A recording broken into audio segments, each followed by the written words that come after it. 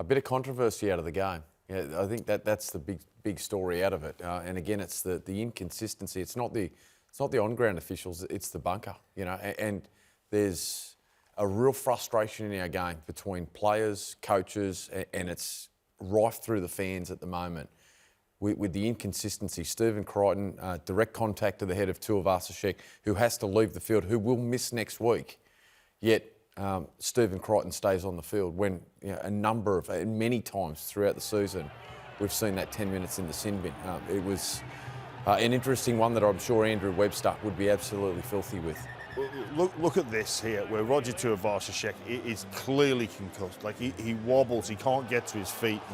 And we were sat in the green room watching it, and we were just like, oh, well, the Bulldogs are just going to have to dig deep with 12 players here. And I'm thinking, oh, they've done it before that game against Parramatta. With what you've seen this year, when you see that, do you think sin bin?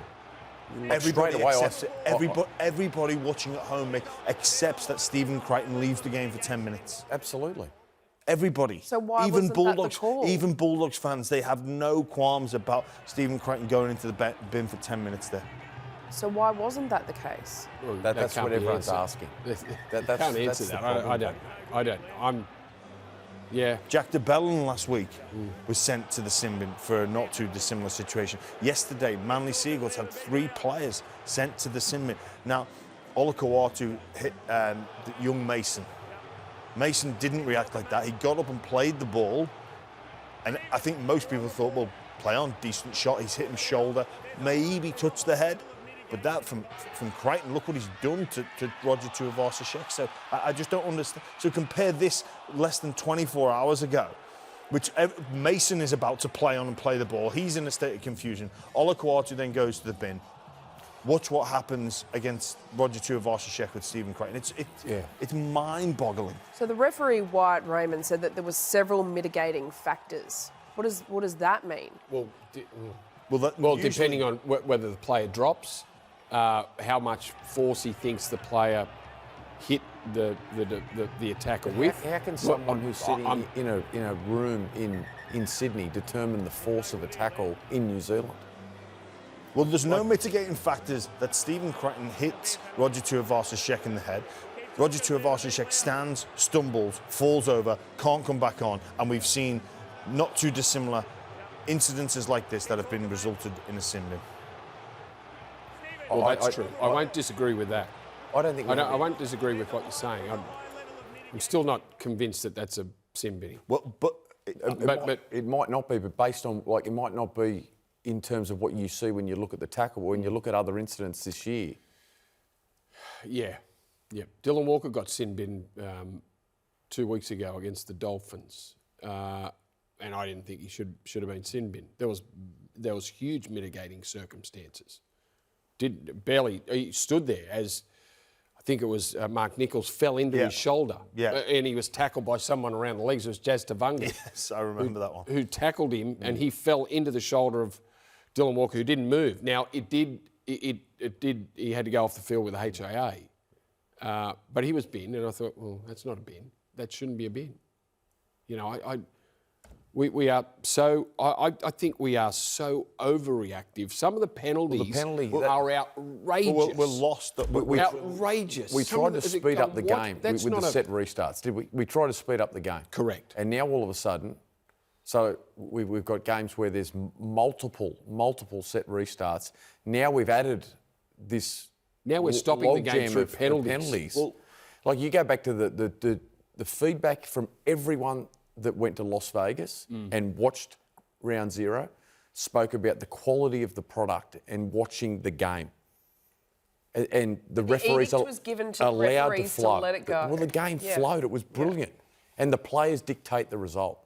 The players dictate the result. See, now the one that I just can't get my head around is and Roger Tuivasa-Sheck was penalised a couple of weeks ago in that same game. That's right. For actually catching a player as he fell to the ground. Yeah. He caught him. That's right. Yeah. Yeah. And he was penalised for a headshot. What? We are stopping the game constantly we're lost. For things that should not be stopped. Brandon, we we're completely 2 weeks away lost from the finals. We didn't have don't this- even bring up the blockers, right? Yeah, Tonight. that's right. Leave that all alone. we need is a downtown penalty tomorrow and just Or the throw it disruptor. into absolute disruptors. chaos. If you want to see the disruptor, go and watch what Tristan Saylor did, because he came through with a windscreen wiper over the top of Clint Gutherson and nothing That's said. been brushed Yet that back. was Yeah. one of the edicts over the summer that they were going to drill down on this. That lasted what? In terms of the high contact, we are completely lost. So Max King was placed on report for 2 incidences today. Yeah. But I believe that these occurred because the player stays down and waits. So watch this. I think that's Charles Nickel-Cluxton in the tackle there. He waits, he stops, and then he gets a penalty. But there's no Simbany. And Charles Nickel-Cluxton doesn't leave the field to go for a HIA. And the same happens with Mitch Barnett in a moment.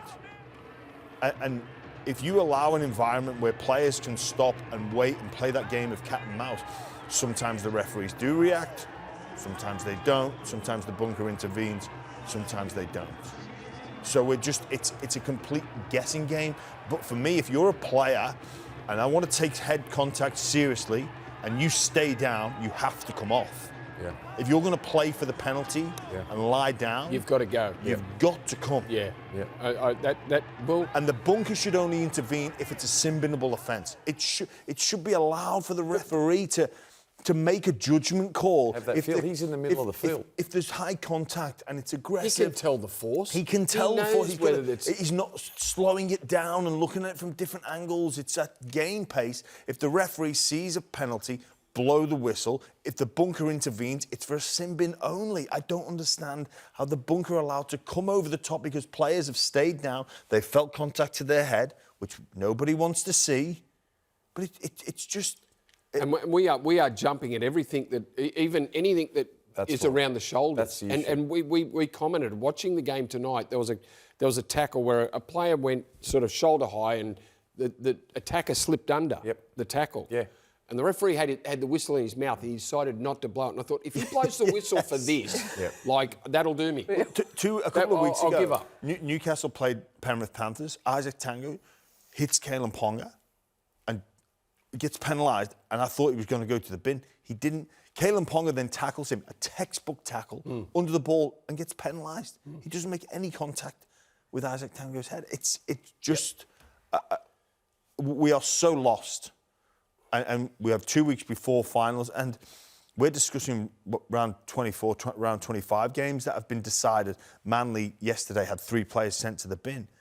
Like because we get frustrated because we're fans of the game, but we know what it takes to get yourself into opportunities to go and try and win a premiership. We know how hard each and every individual works out there, and they deserve better than the inconsistency, the lack of, it's just... Inconsistency is the problem. Yeah. That's the issue. The frustration's being felt on both sides of the field, from the players, from the fans, and from everyone involved in the game. And it is round 25, so our bandwidth for this is getting paper thin.